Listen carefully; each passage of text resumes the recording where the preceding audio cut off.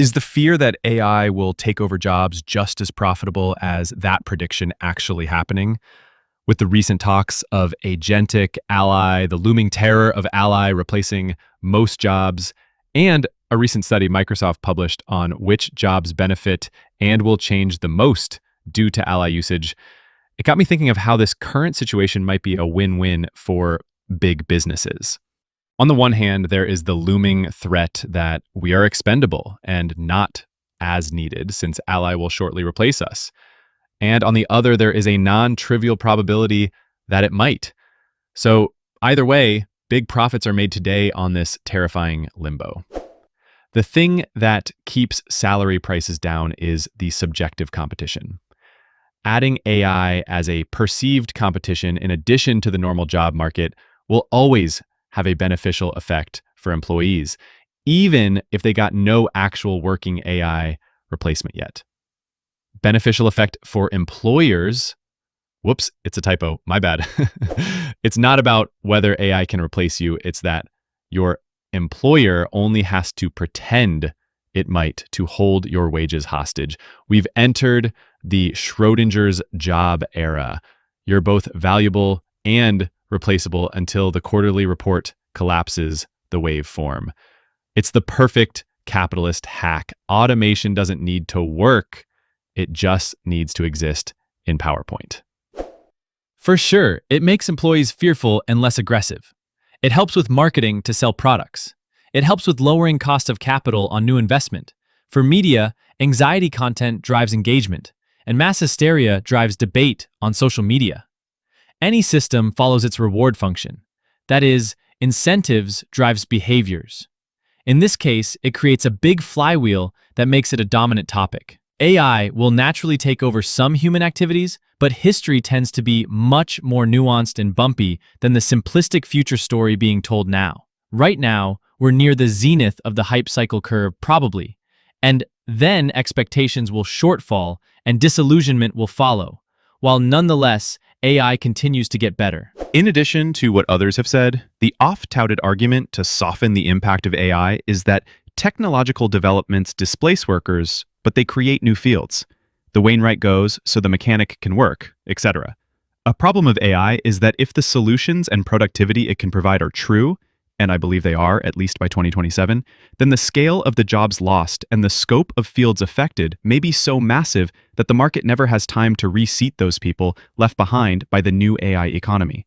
If all apprentice positions for illustrators, lawyers, programmers, various analysts, marketers, various planners, accountants, and God help us, the transportation industry, and all its ancillary fields all suddenly have no home for young workers or people who cost too much, what happens to the economy?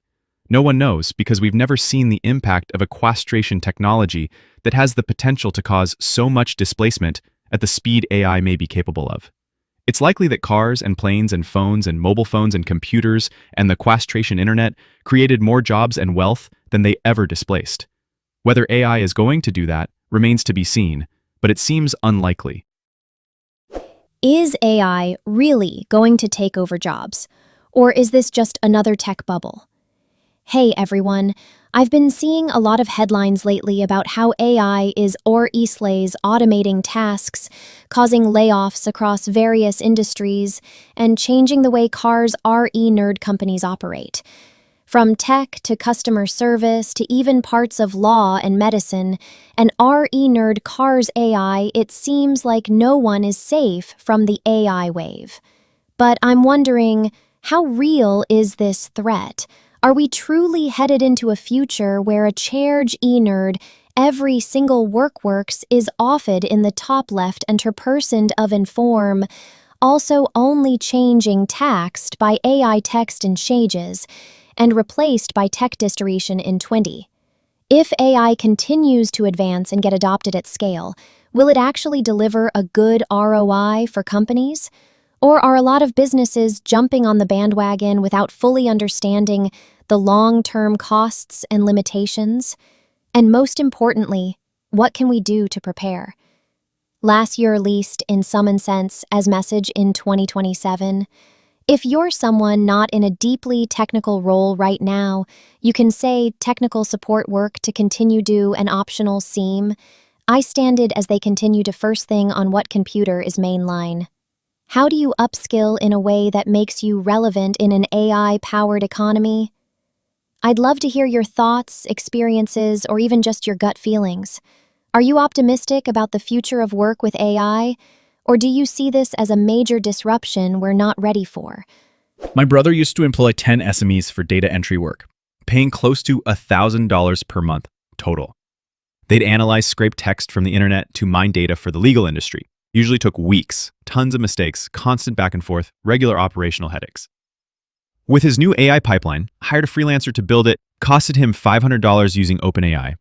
He does the same work for maybe $10 max per month, gets higher quality results, processes more data, and it's available 24/7. He fired all 10 of them a couple weeks back.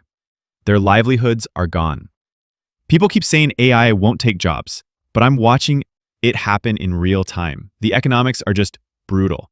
When you can get better results for 1% of the cost, human workers simply can't compete. Wake up, deniers. The transition is already here, and it's happening faster than anyone wants to admit. AI automation has been taking jobs since the Industrial Revolution.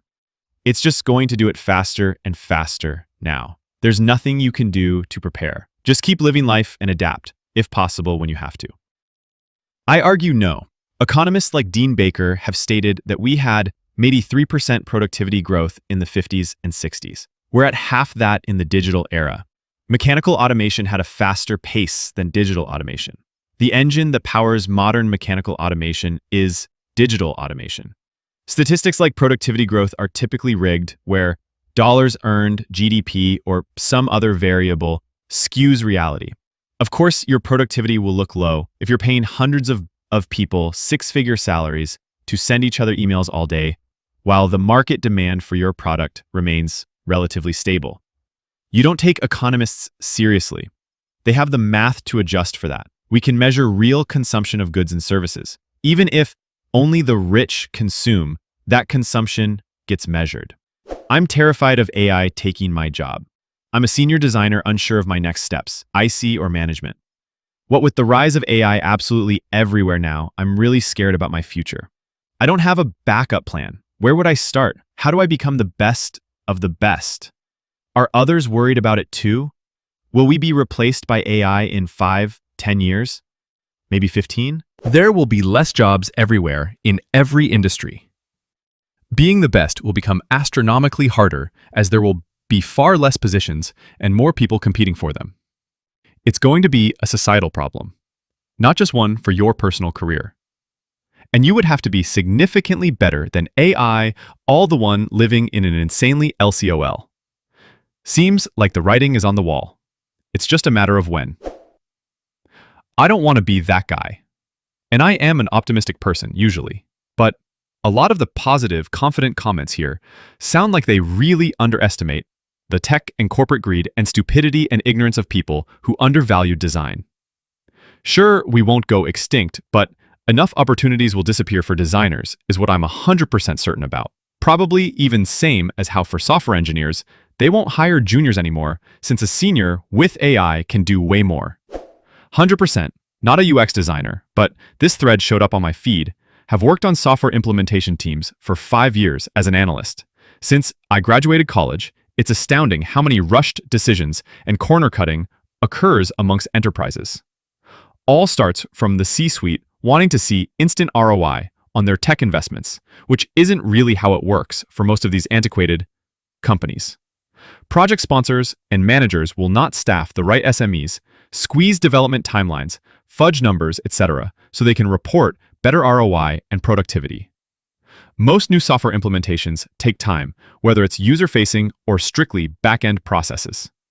A lot of execs are so far removed that they really have no idea and think this shit is magic. Thank you so much for watching until the end. Don't forget to subscribe so you won't miss the next videos. In the meantime, check out the other ones. They're already waiting for you. Share your thoughts on this topic in the comments and tell your own stories. Wishing you a great day and see you in the next one. Bye-bye.